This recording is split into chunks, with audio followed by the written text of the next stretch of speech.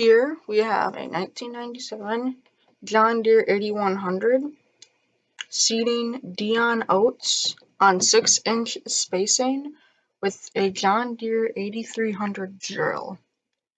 The 8100 and the 8300 are seeding a 77-acre field just across from my yard. That's basically what they're doing. They're drilling oats. The 8100 is about a 175 horsepower tractor, I'm pretty sure, and the drill, I'm pretty sure, is 13 feet wide. The 8100 was produced, I'm pretty sure, from like 1994 to like 1999, and the 8300, I'm not sure when it was produced, but it's around the same time, I'm pretty sure.